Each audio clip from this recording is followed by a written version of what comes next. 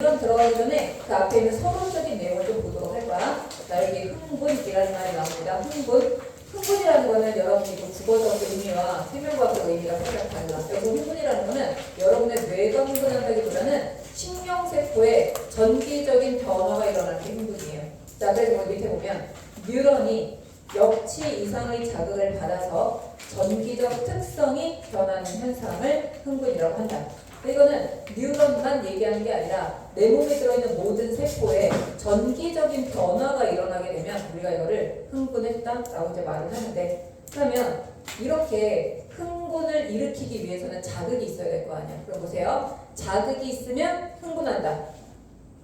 는 자극이 없으면 흥분하지 않겠지만 자극이 있다고 해서 무조건 흥분하는 건 아니겠지. 근데 왜 자극이 있는데 흥분을 안 해? 자극의 세기가 너무 작으면 흥분하지 않을 거야. 그래서 흥분을 일으킬 수 있을 정도의 가장 작은 자극의 세기를 역치라고 하는 거야. 그러니까 누군가에게 흥분을 일으키려면 자극의 세기가 역치 이상이 돼야 흥분할 수 있다라는 거예요. 그러면 역치가 작으면 작을수록 그거는 무슨 감각일까? 훨씬 더 예민한 감각이다라고 볼 수 있겠죠? 자, 역치 흥분을 일으키기 위한 가장 작은 자극의 세기를 말합니다. 자, 근데 이게 있어요. 하나의 세포가 역치가 있다고 하면 자극의 세기가 1이었는데 반응을 하나도 안 한 거야. 자, 여기는 반응의 크기고 여기는 자극의 세기야. 자, 자극의 세기가 1이었는데 반응을 안 했어. 자극의 세기가 2가 되니까 반응을 이만큼 한 거야. 이만큼의 반응을 했어요. 자극의 세기가 3이 됐다. 세기가 세졌으니까 반응이 더 커지느냐? 반응을 근데 얼마나 한 거야? 이만큼밖에 안 한 거야. 그러니까 3이라고 하자. 자극의 세기가 4가 돼도 반응은 이만큼 하는 거야. 자, 이거는 하나의 세포나 하나의 뉴런은 무슨 법칙이 적용이 되냐면 실무율이라는 게 적용이 돼요. 실무율은 있거나 없거나의 법칙. 무슨 얘기냐면 OX만 중요한 거지 그 크기는 중요하지 않다라는 거야. 그럼 무슨 얘기야? 역치 미만에서는 반응하지 않고 역치 이상이 되면 반응을 하지만 자극의 세기가 세진다고 해서 반응의 크기가 커지지는 않는다. X거나 O거나 둘 중에 하나다라는 얘기야. 근데 우리가 자극이 세져도 반응이 커지지 않는다? 라고 하면 우리는 왜 세게 맞으면 더 아픈 거지? 이렇게 생각할 수 있잖아. 하나의 세포는 맞았다 안 맞았다 둘 중에 하나야. 나 지금 맞았다 안 맞았다 둘 중에 하나야. 그런데 맞았다라고 하는 세포가 늘어나서 뇌에 신호를 보내면 뇌에서 맞았다라고 신호를 보낸 세포가 100개면 아픈 거고 맞았다라는 신호를 5개의 세포가 보내면 안 아픈 거야. 무슨 말인지 알겠죠? 그럼 무슨 얘기냐면 우리가 뇌에서 느끼는 반응의 크기가 커지는 거는 흥분한 세포의 수가 중요한 거지 하나의 세포가 더 흥분하는 건 아니라는 얘기예요. 이해가 되나요? 이해가 안 돼요? 여기 내가 불 끌 거야. 자, 껐는데 어디를 눌러야 돼? 자, 껐어요. 자, 지금 불을 이렇게 껐는데 내가 이거 켤 거야. 손으로 살짝 건드렸어. 안 켜지네? 왜? 얘는 터치가 아니거든? 점점 세게 눌러서 딱 켜졌어. 역치 이상이 된 거야. 이미 켜진 스위치를 더더더더더 세게 누르면 더 밝아져요? 아니지. 그럼 세포 하나는 스위치야. 꺼지거나 켜지거나. 근데 스위치가 많이 켜져서 전등이 많이 켜질수록 밝아진 거지 하나의 전등은 켜지거나 꺼지거나 둘 중에 하나라는 거야. 무슨 말인지 알겠지? 세포는 흥분을 하거나 안 하거나 둘 중에 하나인데 흥분하는 세포의 수가 늘어나면 뇌에서 전체적으로 큰 자극으로 느끼게 된다라는 거죠. 그래서 조직이나 기관처럼 여러 개의 세포가 모여있는 애들은 실무율이 적용되지 않아요. 반응의 크기가 자기의 세기가 커지면 반응의 크기가 이렇게 커지게 될 거야. 그런데 하나의 세포나 하나의 뉴런은 반응을 안 하거나 하거나 둘 중에 하나다. 그 얘기예요. 알겠죠? 자, 이거를 실무율이라고 한다. 역치 미만에서는 반응하지 않고 역치 이상에서는 반응의 크기가 일정한 법칙을 말하는데 단일 세포, 단일 근세포, 단일 뉴런 같은 데 적용이 되고 기관이나 조직에는 자극의 세기가 커질수록 반응의 크기가 커진다라고 봐주면 되는 거야. 자, 그럼 우리가 이제 알아야 될 단어 중에 하나가 막점이라는 단어가 나올 거예요. 막점이. 자, 막점이라는 게 나올 건데 이 막점이라는 건 뭐냐면 살아있는 모든 세포들은 여러분 뉴런을 우리가 배울 거지만 뉴런뿐만 아니라 모든 세포, 곰팡이, 식물, 세균, 탈 거 없이 모든 세포들은 세포막이 막이 이렇게 있어. 세포막을 기준으로 여기에다가 전압기 두 개의 전극을 꽂고 전압기를 키면 0이 나오는 게 아니라 어떤 숫자가 나와. 그렇다는 거는 세포막을 기준으로 안쪽과 바깥쪽에 전압값이 같다는 거야, 다르다는 거야? 다르다는 거지. 같으면 0이 나오겠지. 그래서 막전이라는 거는 세포 내외, 세포막을 기준으로 내외의 전압값의 차이를 말합니다. 막전이랑 세포막을 기준으로 세포 내외의 전압값의 차이를 막전위라고 하는데, 자, 우리가 항상 어디가 기준이냐면 외부가 기준이에요. 세포막을 기준으로 여기가 외부라고 하면 외부를 기준으로 내부의 값을 보는 거야. 자, 이게 무슨 의미냐? 여러분이 기준이라는 거는 기준에서 상대방 값을 빼야 돼, 상대방에서 기준 값을 빼야 돼. 나를 기준으로 제가 나보다 공부 잘해. 이게 무슨 뜻이야? 걔 성적에서 내 성적 뺐더니 플러스가 나오면 걔가 더 공부를 잘하는 거잖아. 똑같아요. 기준은 항상 상대편에서 기준값을 빼야 돼. 시험 문제 나올 거야. B를 기준으로 A를 봤을 때 전압값이 어떻게 되겠는가 이렇게 물어볼 수 있어. 항상 기준이 외부면 우리는 내부의 전압값에서 외부의 전압값을 빼야 된다라는 거야. 다시 말하면 내부를 0으로 놓고 외부 값이 얼마인지를 보게 된다. 이렇게 돼야 되는데, 자, 그럼 보세요. 얘를 0으로 놓고, 그러면 우리가 만약에 막전이가 종류가 두 가지가 있게 되는데, 자, 일반적으로 우리는 뉴런 위주로 배울 거예요. 자, 막전이가 종류가 두 개인데, 하나는 휴지 점이가 있어요. 하나는 활동 점이가 있어요. 자, 휴지 점유는 뭐냐면 어떤 세포가 아무런 자극을 받지 않았어. 그때 막전이 값을 말하는 거야. 아무런 자극을 받지 않으면 막전이는 형성되지 않는다가 아니야. 아무런 자극을 받지 않아도 막전이는 형성되어 있어. 그런데 이 형성되어 있는 막전이가 심하게 변하면 흥분하는 거야.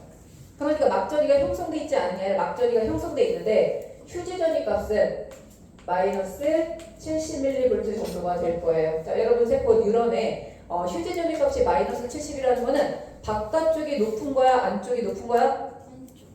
어떻게 해야 마이너스가 나오겠어요? 바깥쪽이 높아야지.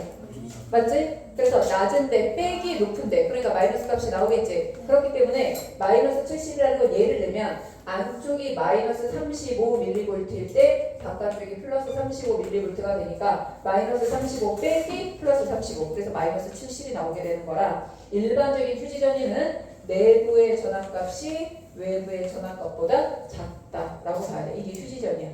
그런데 휴지 전이일 때 왜 안쪽이 마이너스고 바깥쪽이 플러스가 되는 거냐?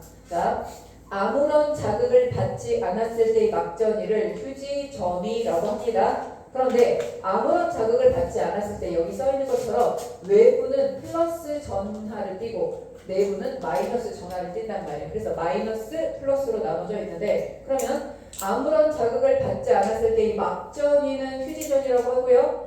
아무런 자극을 받지 않았을 때 막의 상태가 어떤 상태냐라고 물어보면 플러스 극, 마이너스 극으로 극이 나눠져 있는 상태다라고 해서 분극 상태다라고 얘기해요. 물어보는 질문에 따라 답이 살짝 달라집니다. 아무런 자극을 받지 않았을 때 막전이를 뭐라고 한다? 휴지전이라고 한다. 휴지전이 값이 얼마다? 마이너스 70mV다. 아무런 자극을 받지 않았을 때 막의 상태는 어떤 상태다? 분극 상태다. 상태는 분극 상태, 전이는 휴지전이, 전이 값은 마이너스 70mV.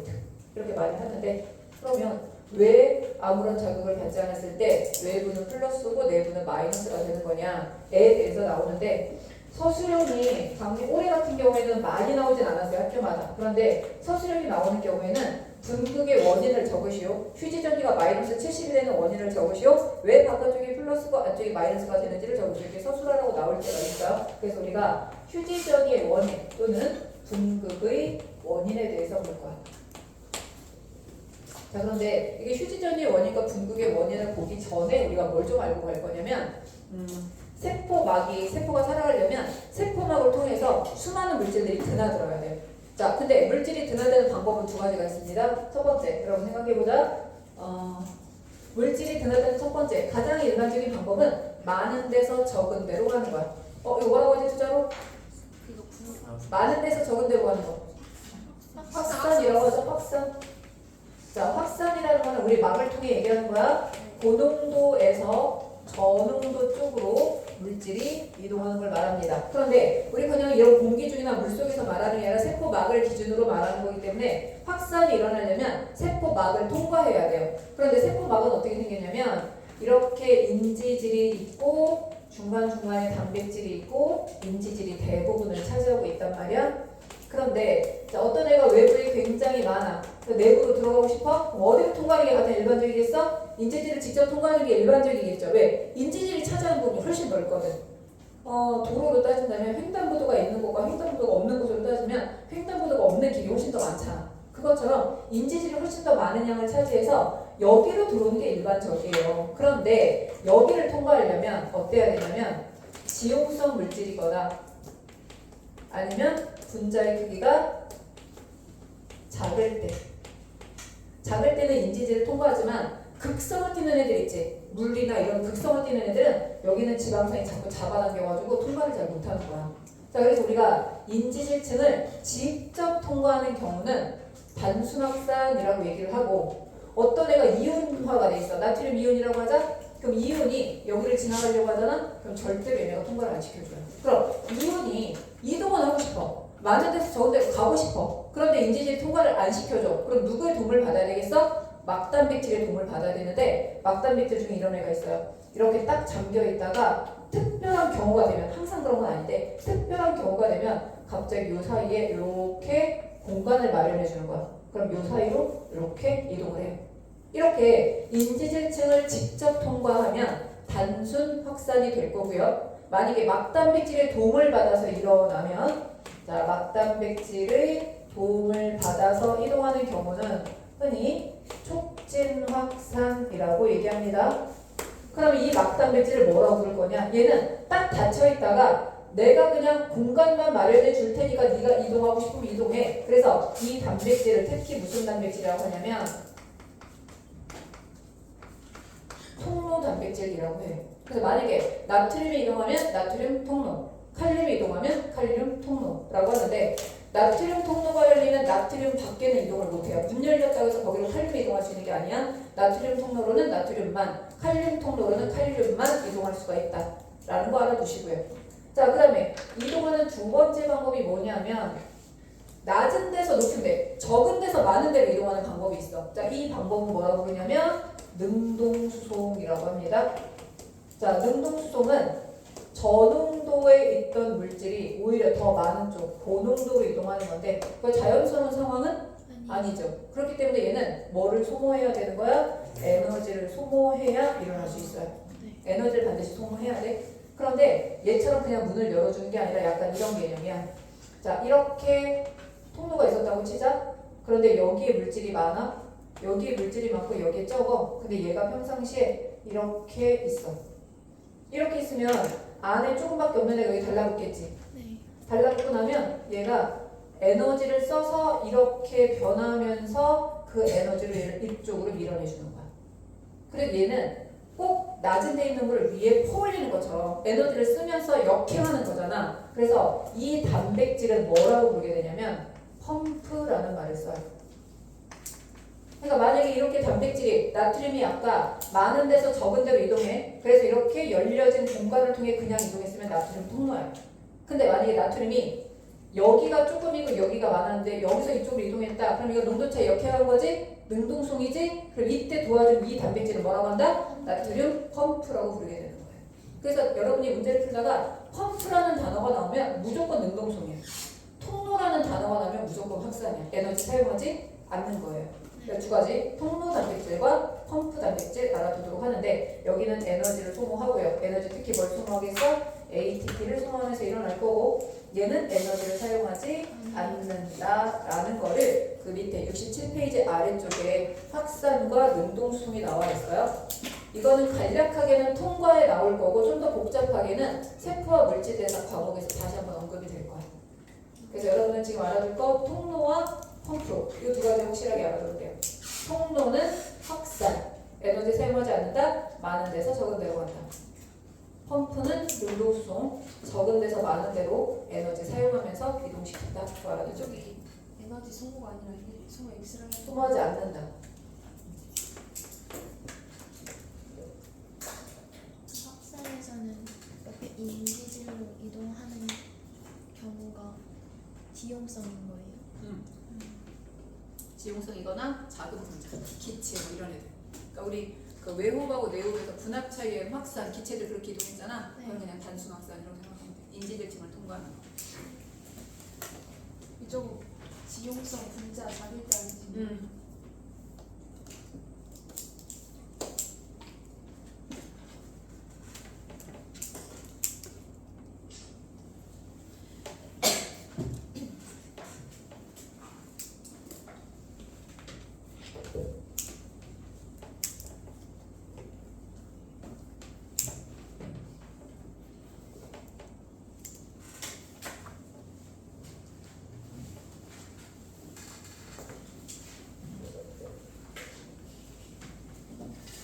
그럼 휴지전이는 항상 마이너스 70이에요.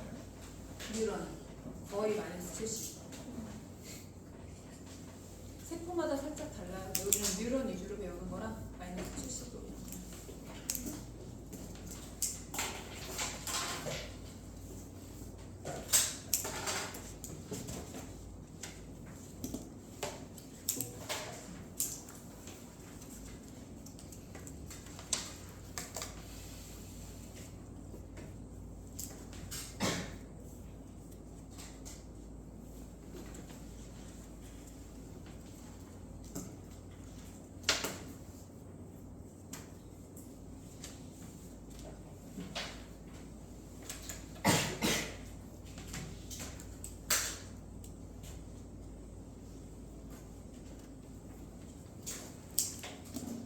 자, 그럼 거기. 자, 1번. 자극을 받지 않은 상태의 막전이 를 휴지전이라고 하는데 대개 얼마? 마이너스 70mV 이고 휴지전일 때 막의 상태가 어떤 상태다? 분극 상태다. 그렇다면 휴지전이 분극의 원인이 어떻게 되는지 봐야 되는데 자, 이렇게 있어. 여러분의 몸을 기준으로 보잖아요. 그러면 여러분에게 세포막이 있어. 여기가 외부야, 여기가 내부야. 그러면 나트륨은 외부에 엄청나게 많은데 내부에는 조금밖에 없어요. 반면에 칼륨은 안에는 엄청나게 많은데 바깥에는 조금밖에 없어요. 여러분 몸 안에 들어있는 모든 이유는 하나도 예외가 없어. 뭐든지 세포막 바깥쪽과 안쪽 중에 한 군데만 많이 들어있어. 우리는 지금 나트륨과 칼륨만 보는 거야. 근데 이거 말고도 칼슘이나 염화이온이나 모든 이온들이 그래요. 안쪽하고 바깥쪽에 한쪽에만 많고 한쪽에는 많아야 돼. 한쪽에는 적고 한쪽에 많아야 돼. 그럼 우리는 지금 딱 두 개만 볼 거야. 나트륨은 항상 어디에 많다? 외부에 많다. 동물 세포라면 살아있는 세포에서 동물 세포 살아있는 세포에서 무조건 나트륨은 외부에 많아요. 어떤 경우에도 예외 없어요. 반면에 칼륨은 무조건 안에 많아야 돼. 이거 일단 외워두세요. 저는 우리가 생각할 때 바깥에 나트륨이 많아? 안에 칼륨이 많아? 근데 둘 다 일가 양이온이면 어차피 같은 값을 가져야 되는 거 아닌가? 이렇게 생각할 수 있어요. 자, 근데 첫 번째 봅니다. 여기에 나트륨, 칼륨, 펌프라는 게 있어. 자, 우리가 나트륨 통로랑 칼륨 통로는 따로 쓰거든? 근데 나트륨, 칼륨 펌프는 같은 걸로 써. 그 대신에 어떤 일이 생기냐면 자, 나트륨 펌프는 나트륨을 어디로 보낼까요? 내부로. 자, 나트륨 펌프는 나트륨을 어디로 보낼까요? 외부로 나트륨을 퍼낼 거야. 반면에 칼륨은 어떻게 될까요? 안으로 퍼드릴 거야. 그럼 다시 생각하면 나트륨 1가 양이온 내보내 1가 양이온 안으로 들어와. 뭐가 문제가 되느냐? 이때 중요한 게 뭐냐면 나트륨이 나갈 때 3개의 나트륨이 바깥으로 나가거든? 근데 칼륨은 2개밖에 안 들어와.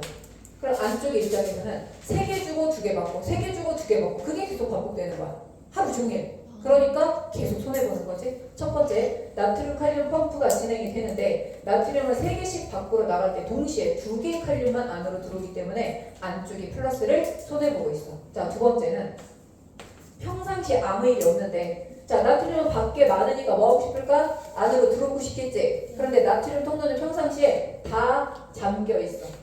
그래서 나트륨 나간 애들이 들어올 수 있는 애들이 거의 없어요.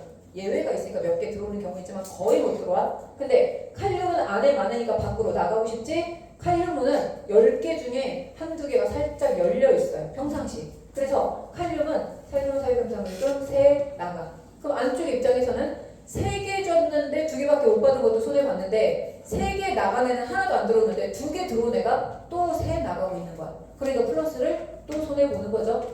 아무런 자극을 받지 않았을 때 평상시 이온의 투과도를 보면 칼륨의 투과도가 나트륨의 투과도보다 커서 얘가 외부로 일부 확산되고 있다. 언제? 평상시. 문이 제대로 열리지도 않았는데 새 나가는 애들이 있는 거지. 그래서 안쪽이 이렇게 플러스를 손해보고 있는 거야. 나트륨, 칼륨 펌프, 그 다음에 평상시 이온의 투과도 때문에 게다가 세포막 내부에 음전하를 띠고 있는 단백질이 많아요. 그러다 보니 우리가 전압을 수정했을 때 안쪽이 마이너스가 되고 바깥쪽이 플러스가 되는 거야. 그래서 휴지전이의 원인 나트륨, 칼륨 펌프, 나트륨 3개가 나갈 때 칼륨 2개가 들어와서 평상시 이온의 투과도가 칼륨이 더 크고 나트륨이 작아서 칼륨이 나가는 양이 나트륨 들어오는 양보다 훨씬 많아서 그리고 세포막 내부에 음전하를 띠는 단백질이 많이 존재하기 때문에 평상시 안쪽이 마이너스 바깥쪽이 플러스가 되는 거다라는 얘기예요.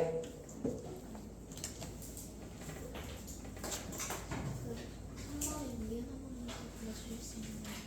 칼륨의 투과도가 나트륨의 투과도보다 커서 칼륨이 확산돼서 나가는 양이 나트륨이 확산돼서 들어오는 양보다 훨씬 많다. 좀 하셨다가 얼마 안 남는데 좀 쉬었다 할게요. 일시정지 해주세요. 여러분이 처음 들을 수도 있는 내용이라 이게 뭐지? 할지 모르지만 실제로 문제 풀 때는 너무 쉬운 내용이야. 여기는 여러분이 진짜 어려운 내용은 다음 시간에 조금 어려운 내용을 할 거야. 이거는 조금 계산하고 좀 이런 게 들어가서 그게 조금 어렵고 이거는 이제 이해만 잘하면 돼요. 자, 봅시다. 자, 이게 뉴런이에요. 근데 우리 아까 그 막전이 종류가 2가지가 있다 그랬지? 하나는 휴지전이. 휴지전이가 뭐였지? 아무런 자극을 받지 않았을 때의 막전이 값이야. 근데 거기에 역치 이상의 자극을 받으면 뉴런이 흥분을 할 거야. 흥분이라는 게 무슨 뜻이라 그랬어요? 전기적인 상태가 변하는 거라고 했잖아. 그걸 뭐라고 할 거냐면 활동전이라고 할 건데, 자, 거기 활동전이 한번 볼게요. 다음 페이지 넘겨보세요.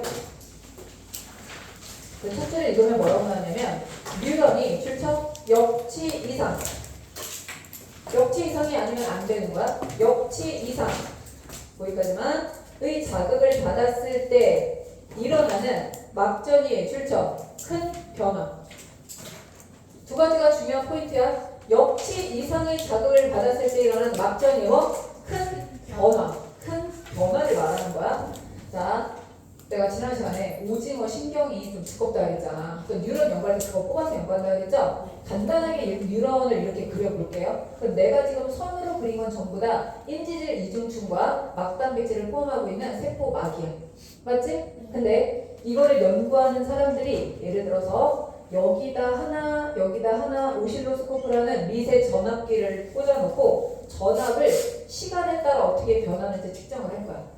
자, 자극을 이렇게 준 다음에 여기서 측정을 할 건데 내가 이 세포막을 확대해서 그림을 그리면 인지질 이중충에다가 이렇게 통로단백질, 여기는 통로단백질만 그릴 건데 능동성은 안 그릴 거예요. 자, 이렇게 돼 있어. 그럼 얘가 지금 문이 어떻게 돼 있는 거야? 닫혀 있는 거야. 그럼 이게 문이 어떻게 된 거야? 열려 있는 거지. 자, 내가 문이 열렸다 닫혔다는 걸 그릴 건데 이렇게 그리면 너무 복잡하니까 이렇게 그릴 거예요. 이게 문이고요. 여기가 인지질 이중충이야. 문이 열린 거야, 닫힌 거야? 닫힌 거지. 얘는 열린 거야, 닫힌 거야? 열린 거. 닫힌 거. 이거 열린 거야, 닫힌 거야? 이게 열린 거죠. 자, 그럼 보세요. 얘는 아무런 색깔이 안 칠해져 있지? 나트륨 통로야. 얘는 비금 쳐져 있지? 칼륨이라고 하자. 이해됐죠? 자, 우리가 그렇게 가정하고 할 건데 여기를 확대한 거라서 요게 막이라면 이걸 기준으로 여기는 뉴런의 외부야, 내부야? 외부. 여기가 뉴런의 외부가 되는 거야. 그럼 요 막 아래는 뉴런의 뭐가 되는 거야? 외부가 되는 거야. 근데 여러분 착각하지 말게. 내가 이렇게 설명을 할 때 여기를 확대했기 때문에 위가 외부고 아래가 내부인 거지. 시험 문제 날 때는 여기를 확대해서 그릴 수 있어요? 그럼 아래가 뭐가 되는 거야? 그때는 아래가 외부인 거야. 아래가 외부고 위가 내부야. 그럼 문제를 푸는 사람이 항상 옛날에 수업 들었던 기억이 위가 외부였어? 그러니까 거기에 나트륨이 많아서 이렇게 생각하면 안 되고 항상 어디를 확대했는지에 따라서 외부에 나트륨이 많은 거야. 나트륨이 많은 곳이 외부인 거야. 그냥. 이해됐어? 그러면 지금 위가 외부고 아래가 내부고 지금 막전이 상태는 마이너스 70mV예요. 이거는 그릴 것도 없고 설명할 것도 없어요. 여러분 이해만 하면 돼. 설명할 것도 없는 게 아니라 쓸 것도 없어요. 그냥 설명을 듣기만 하면 돼요. 자, 마이너스 70이에요. 그래서 안에는 칼륨이 많고 바깥에는 나트륨이 많은 상태야. 근데 갑자기 여기에서 왼쪽에서 나트륨 이온이 하나 둘씩 내가 측정하고 있는 이곳으로 오는 거야. 쉽게 말하면 여기 있던 나트륨들이 내가 지금 측정하고 있는 여기로 슬슬슬슬 오고 있는 거야. 내부에서.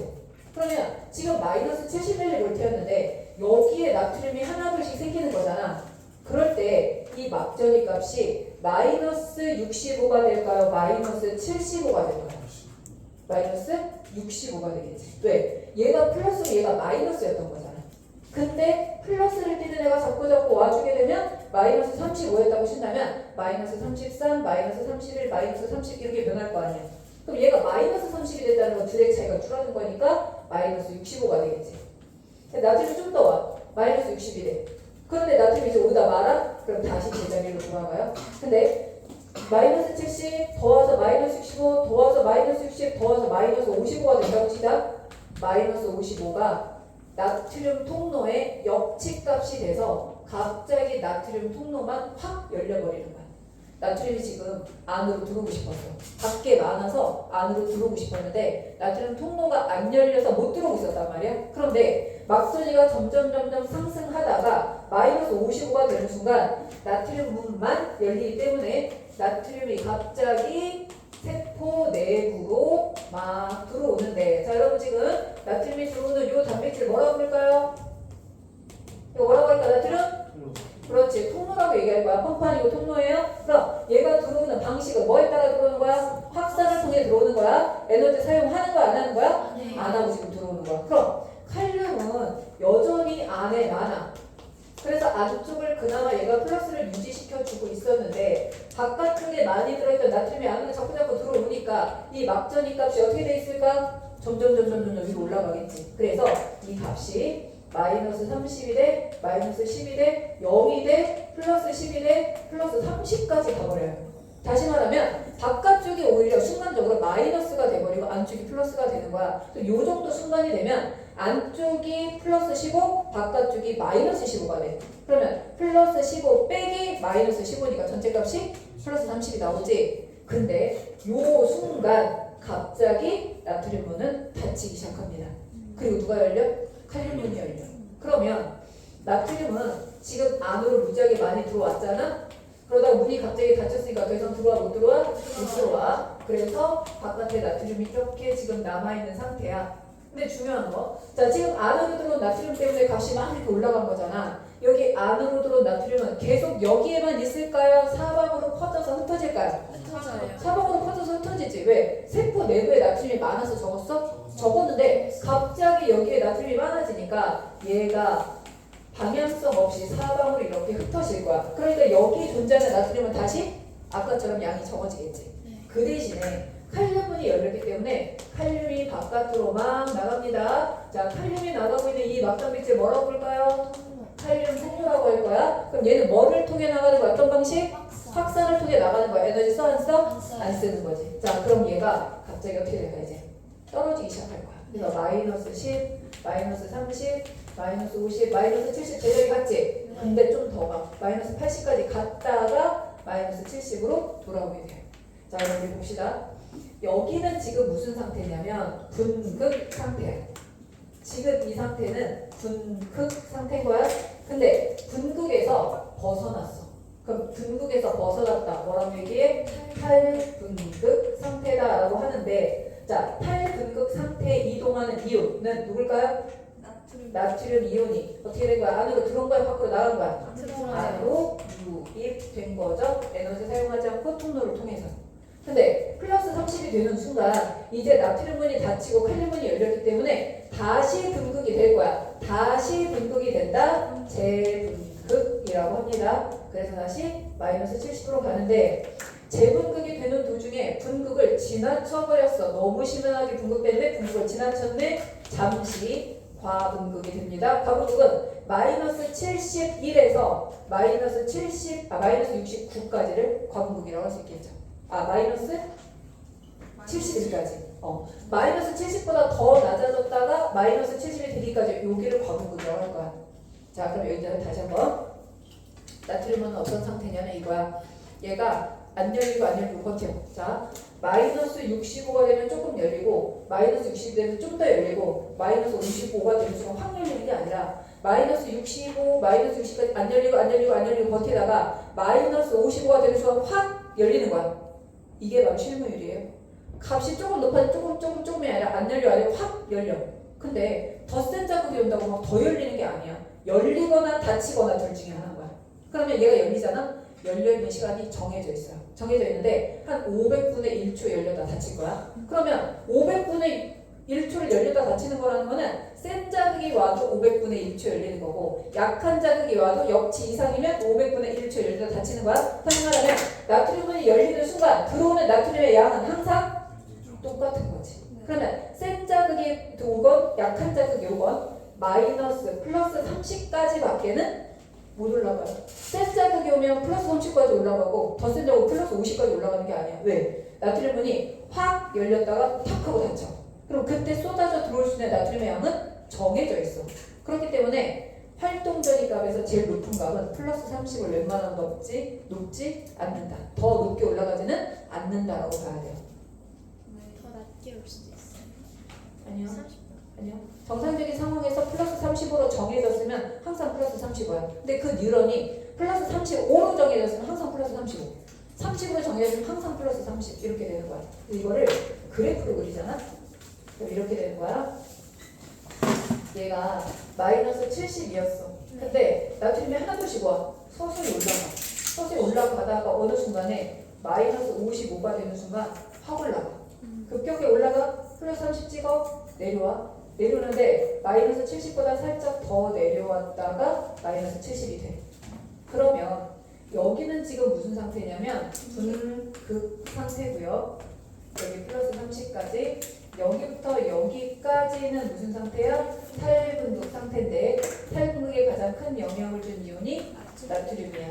그러면 여기서부터 여기까지 내려오는 거는 재분극인데 가장 큰 영향을 주는 거는 칼륨이야. 그 와중에 잠깐 마이너스 70보다 좀 더 내려간 순간이 나타나 과분극인 거야. 왜 그러냐면 나트륨문이 일단 열렸으면 일정한 시간 열렸다가 딱 닫힌다 했지. 그럼 칼륨은 어떻게 했어? 칼륨도 그래요. 일정한 시간 열렸다 닫힐 건데 칼륨 문이 열려있는 시간이 나트륨 문이 열려있는 시간보다 살짝 길어. 그러다 보니까 칼륨이 좀 더 오래 빠져나가. 그래서 마이너스 80까지 갔다가 다시 제자리로 돌아오는 거야. 다시 제자리로 돌아오는 방식은 뭐겠어? 나트륨 칼륨 펌프가 작동을 해서 제자리로 돌려주게 되는 거야. 그 대신 나트륨 칼륨 펌프는 이 모든 순간에 계속 작동 중에 있다라고 봐야 돼요. 이해됐어요? 네. 자, 그럼 한번 여기를 볼게요. 자, 이 그림에서 잘 보세요, 여러분. 이 그림에서 휴지 전입값 얼마일까요? 마이너스 70. 역치 전입값 얼마일까요? 마이너스 70. 이 아니 마이너스 30. 마이너스 55. 역치 전입값 마이너스 55가 되는 순간 갑자기 나트륨문이 열리면서 활동적이 생겼잖아. 네. 자, 휴지 전입값은 마이너스 70이고요. 역치 전입값은 항상 그런 건 아니지만 이 그래프에서 마이너스 55겠지? 이 그래프 보는 거예요. 이 그래프. 역치 값은 얼마일까요? 15. 그렇지. 15mm 볼 때. 15만 높이면 된다는 얘기야. 15만 변화시키면 된다는 거야. 역치 전위는 마이너스 55고 역치 값은 15mm 볼 때야. 마지막 활동 전위 값 얼마일까요? 30. 내가 아까 줄치라고 했던 거 다시 보세요. 70. 55. 그 단어 그래. 완전히 그렇지. 그래서 네? 뭐라 했어? 명훈이랑 나랑 얘기하는 거야. 아. 그래서 명훈아 얼마? 그렇지. 100. 아. 큰 변화.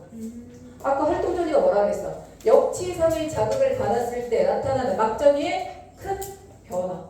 얼마 변했어요? 100 변했잖아. 여기 80이니까 110 아니야? 이거는 나중에 떨어질 때 얘기고 갑자기 휴지전이 값에서 여기까지 올라간 거라서 그거는 100mV라고 해야 돼. 활동전이는 플러스 30이 아니라 100mV라고 해야 되는 거야. 내가 아까 그 변화라는 말에 중요 표시하라고 했던 거야. 자, 그럼 봅시다. 8분극은 나트륨 통로가 열리면서 생긴 거야. 나트륨이 세포 안으로 뭘 통해? 확산을 통해 유입됐다. 그래서 막전이가 역전되면서 바깥쪽이 마이너스 값이 되고 안쪽이 오히려 플러스 값이 됩니다. 막전이가 뉴런에 따라 다르긴 하지만 요즘 나오는 대부분의 문제는 플러스 30으로 봐요. 근데 가끔 예전에 나왔던 문제들이 플러스 35까지 올라간다고 하는 경우가 있어. 근데 하나의 뉴런이 30도 됐다 35도 됐다는 건 아니야. 하나의 뉴런은 정해진 값까지만 올라가는 거야. 근데 여기서 중요한 거 플러스 30 찍었어. 그래서 안쪽이 오히려 마이너스, 플러스, 바깥쪽이 오히려 마이너스야. 요 순간 내가 측정하고 있는 이 곳에서 나트륨 농도는 어디가 높을까요? 외부가 높을까요? 내부가 높을까요? 그렇지. 수업 열심히 들은 사람들은 외부라고 대답을 해야 돼요. 자, 이게 막전이가 바뀌었잖아. 안쪽에 오히려 플러스가 됐잖아. 그럼 바깥에 있는 나트륨보다 안에 있는 나트륨이 더 많다? 그건 아닌 거야. 왜? 왜? 확산이잖아. 확산은 아무리 100% 되더라도 같아질 때까지야. 근데 500분의 1초 열려 있었잖아, 겨우. 아무리 많이 쏟아져 들어와도 나트륨은 어디에 많아야 돼? 바깥에 많아야 돼. 내가 뭐라 했어? 나트륨은 예외 없이 항상 무조건 어디가 많다? 바깥쪽이 많다. 라는 거. 어떤 경우에도 이거는 맞는 말이에요. 그래서 나트륨의 농도 비교 뭐라고 쓸까? 항상 외부가 높다. 활동전이건 휴지전이건 상관없어요. 나트륨의 농도는 항상 외부가 더 높아야 돼. 자, 이번에는 재분급. 칼륨 통로가 열리면 칼륨이 세포 밖으로 확산을 통해 방출됩니다. 얘가 막 방출되다 보니 막전이 값이 떨어지는데 과분극 후 다시 분극으로 돌아와. 그렇다면 과분극의 원인은 뭐냐? 칼륨 통로가 열려있는 시간이 길어서. 나트륨 통로보다 더 길기 때문에. 칼륨 통로가 열려있는 시간이 좀 더 길기 때문에 그렇게 되죠. 그래서 1번에서 그림에서 보는 1번에서는 나트륨 칼륨 펌프만 작동하고 있는 거고요. 2번에서 나트륨 통로가 열려있는 상태, 3번에서 그리고 4번에서는 칼륨 통로가 열려있는 상태다. 하지만 무슨 말 하려고 했지? 나트륨 칼륨 펌프는 항상 작동 중이다. 갑자기 비가 많이 내리나 봐.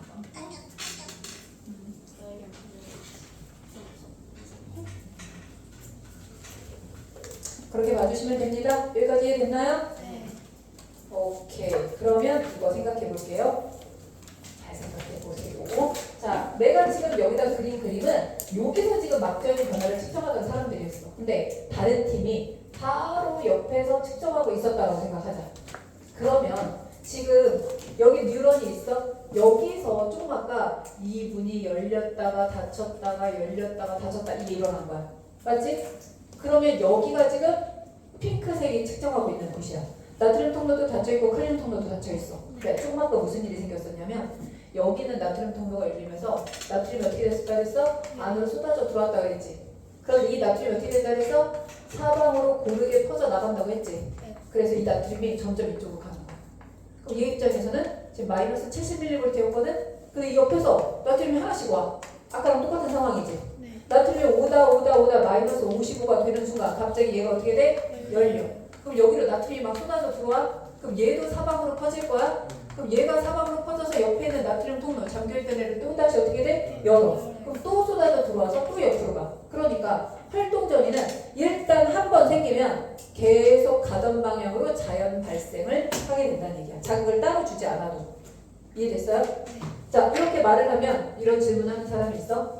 그럼 뉴런이 이렇게 있다고 쳤을 때 여기서 나트륨이 막 들어왔어. 옆으로 갔대. 그래서 얘를 활동전 일으켜서 막 이렇게 됐대. 그럼 얘가 또 옆으로 가서 얘를 활동전 일으켰다고 했어? 그러면 이런 경우 있어. 선생님 그러면 얘가 여기로 갔는데 얘는 다시 분출이 되고 여기서 쏟아져 들어온 애는 확산이니까 사방으로 가는 거 이쪽 가고 이쪽 가고 이쪽 가면 얘도 다시 흥분할 수 있는 거 아니에요? 이렇게 생각할 수 있지. 왜냐면 확산은 방향이 정해지는 게 무작위적이잖아. 그러니까 얘가 흥분이 사라지고 얘가 흥분을 시작했을 때 여기 쏟아져 들어온 애가 이쪽으로 가서 얘를 흥분시키면 이쪽으로 가서 얘도 흥분시킬 수 있는 거 아니냐. 일리 있어요. 이쪽으로 가거든. 근데 문제는 뭐냐면 여기 들어온 애가 이쪽으로 갔을 때 얘는 지금 마이너스 80 과분극 상태예요. 얘는 아무런 자극을 받지 않아서 마이너스 70인 거야. 근데 여기 쏟아져 들어온 나트륨이 변화시킬 수 있는 막전기 값이 15 정도밖에 안 돼.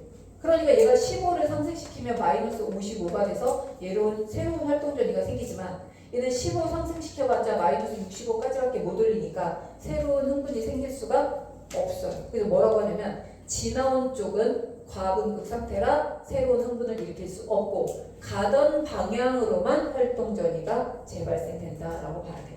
그렇기 때문에 뉴런 내에서는 반드시 이래요. 뉴런 이렇게 있잖아. 여기에 자극을 주면 이렇게 활동전이가 저절로 가. 그런데 만약에 우리가 일부러 그렇진 않지만 정상적인 상황은 아니지만 일부러 여기다가 활동전 이상을 주잖아. 활동전 이상의 자극을 주면 여기 끝까지 가요. 그리고 만약에 인위적으로 여기에 역치 이상의 자극을 줘서 활동전을 일으키면 이 끝으로 가고 이 끝으로도 가. 하지만 뭐는 안 해? 왔다 갔다 왔다 갔다. 이거는 안 하는 거야. 가던 방향으로 가는 거야. 알겠죠? 뉴런 내에서는 양방향이 가능하지만 왔다 갔다가 아니라 시작한 곳에서 뉴런이 끝나는 곳까지 간다라고 봐야 돼. 자, 그럼 거기 특징 보도록 합니다. 여기서 특징 보면 활동전이는 한 번 생기면 뉴런 내에서 스스로 재발생하는데 가던 방향으로만 전도된다. 가다가 돌아오는 게 아니라 생긴 장소에서 뉴런의 끝까지 가던 방향으로만 전도가 되고요. 자, 실무율이 적용돼서 자극이 세지더라도 활동전이의 크기는 불변. 자극이 세지더라도 활동전이의 크기는 불변. 그럼 우리 센 자극하고 약한 자극을 어떻게 알아챌 거냐? 센 자극일 때는 활동전이의 빈도가 증가해요. 빈도. 활동전이가 일어났다 사라지자마자 활동전이 생기는 거야. 여러분 흔히 그 병원 나오는 의학 드라마 보면은 막 이런 거 보이잖아. 이렇게 자기가 삐삐삐 하면서 지금 위험한 상황인 거랑 똑같아요. 그래서 활동전이 빈도가 증가한다. 그리고 센 자극이 됐건 약한 자극이 됐건 활동전이가 이동하는 속도도 똑같아요. 활동전이가 이동하는 속도 불변. 센 자극이어도 약한 자극이어도 거기서는 같은 속도로만 이동할 수 있어요. 그러면 밑에 있는 그래프 볼게요. 자, 위에 있는 거는 자극의 상대적 세기, 밑에 있는 거는 막전이 값이야. 자, A 봅니다. 자극의 세기 얼마예요? 네? 1. 자, 1일 때 활동전이 생겼어? 안 생겼어? 안 생겨요. 아, 역치 미만이었나 봐.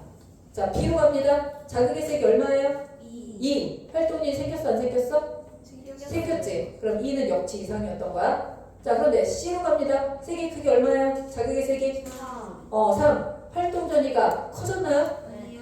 아니지. 그 대신 뭐가 증가했나요? 빈도. 빈도가 증가했지. 그러면 B와 C로 알 수 있는 것은 자극의 크기가 커지면 활동 전이의 크기는 변하지 않고 빈도가 증가한다는 거. 그거를 알 수 있는 그래프인 거예요.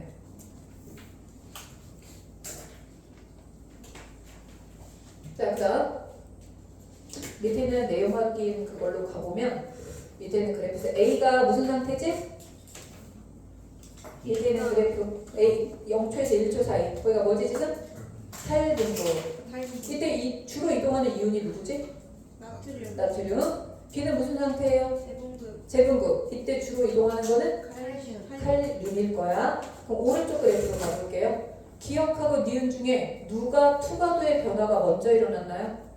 기억. 그러면 기억이 무슨 이온일까? 나트륨. 그렇지. 나트륨 이온이 0초에서 1초 사이에 엄청나게 많이 이동을 한 거야. 그러면 나중에 투과도가 커진 게 누구예요? 니은이지. 그럼 니은이 어떤 이온을 나타내는 거야? 칼륨 이온을 나타내는 거야. 이해됐죠? 네. 자, 그럼 다시 왼쪽 그래프 봅니다. 자극을 주고 1초 지났을 때, 1ms야. 1초 지났을 때 막전값 얼마예요? 플러스 30이죠. 네. 자, 1초에다 동그라미 치고 플러스 30에다 동그라미 칩니다. 플러스 30 어디에다 동그라미 치라는 거냐면 여기 1초에다 동그라미 치고 여기다 이렇게 치라는 거야. 자, 그럼 오른쪽 그래프로 오세요. 오른쪽 그래프 여기 1초라고 써있는 거 그대로 올라가 보세요. 누구랑 만나요? 30. 그런 거 안 써있고 기억의 최고점을 찍을 때랑 겹쳐지지. 네. 자, 여러분 중요한 거 이렇게 물어보는 사람이 있어. 선생님 그러면 플러스 30은 탈분극이라고 해야 돼요? 제분극이라고 해야 돼요? 이렇게 물어보는 사람도 있고 어떤 사람은 그럼 플러스 30이 된 순간 나트륨문이 닫히고 칼륨문이 열린다는데 누구의 투과도가 더 큰 거예요? 이 순간? 이렇게 물어보는 사람이 있어. 플러스 30은 탈분극의 끝이고 제분극의 시작이라 탈분극이라고도 말할 수 없고 제분극이라고도 할 수 없어. 그 대신 중요한 거 플러스 30일 때가 나트륨 투과도가 최고점을 찍을 때야. 플러스 30의 최고점 찍고 나트륨이 쫙 닫혀버리는 거야. 그러니까 플러스 30일 때 나트륨의 투과도가 크다, 칼륨 투과도가 크다. 누가 크다? 무조건 나트륨이 큰 거야. 그것도 그냥 큰 게 아니라 최고로 큰 거야. 그래서 플러스 30인 순간 나트륨의 투과도가 최고로 높은 상태다. 가장 큰 상태다라고 봐야 돼.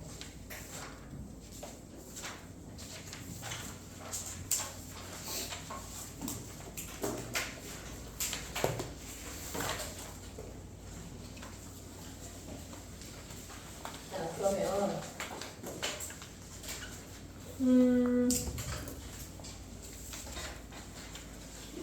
그거 한번 볼까요? 78페이지에 7번 한번 볼게요. 만약에 어떤 유런에서 이상이 생겨가지고 나트륨 통로에 문제가 생겼다. 그래서 나트륨 이동을 못해. 그런 상황이잖아? 그럼 어떤 그래프가 그려지냐면 얘가 마이너스 70이야. 자극을 받았어? 근데 이렇게 역치가 이렇게 활동전이가 생기려고 탈분이 됐어. 그런데 나트륨 통로가 안 열려서 그대로 내려와요. 활동전이로 올라가지 못하고 이렇게 막전이 탈분구가 살짝 됐는데 다시 이렇게 내려와. 근데 만약에 칼륨 통로에 문제가 생겼잖아. 그리고 역치 이상의 자극을 줬어. 그러면 이렇게 올라가다가 탈분이 됐어. 제분극이 천천히 일어나요. 이 그래프와 이 그래프가 그려지고 나서 둘 중에 하나는 나트륨 통로가 막혀있는 거고 둘 중에 하나는 칼륨 통로가 막혀있는 거라고 하면 얘가 나트륨 통로에 문제가 생긴 상태, 얘가 칼륨 통로에 문제가 생긴 상태라고 봐야 돼. 그럼 7번에서 나는 자극을 줬지만 탈분극이 살짝 일어났어. 그런데 뭐는 안 됐어? 활동전이는 안 생긴 거지. 그럼 얘는 나트륨 이동과 칼륨 이동 중에 누구를 억제한 거라고? 그렇지. 나트륨을 억제한 상태다라고 봐야 돼. 그럼 7번 문제 한번 볼게요. 가에서 가는 정상을 말하는 거네. 칼륨의 투과도, 나트륨의 투과도는 T2, T1일 때인데 T2일 때는 누구의 투과도가 훨씬 클까요? 나트륨이 아니 칼륨. 칼륨의 투과도가 훨씬 클 거야. 그러면 칼륨의 투과도가 분자에 있으니까 칼륨 투과도 위주로 본다면 언제 가 커야 된다? T2일 때 가 커야 되겠지. 그러니까 기억이 맞는 거죠. 맞죠? 이런 문제 나오면 웬만하면 분자 위주로 문제를 푸는 게 편해요. 격구할 때. 자, X는 칼륨의 이동을 억제했던 거였어? 아니지. 나트륨의 이동을 억제한 거였지. 그러면 나에서 T3일 때 나트륨의 농도는 세포 안에 높다, 세포 밖에서 높다. 세포 밖에서. 어떤 경우에도 나트륨 어디에 많다? 외부, 밖에 많다. 자, 그래서 뭐가 되겠어? 기억이 되겠죠? 오케이, 오늘은 여기까지. 오늘은 과제 없어요. 여러분 오늘 과제 안 해왔던 사람들 집에 가서 다시 한번 풀어보시고 초점하시고 하십니다.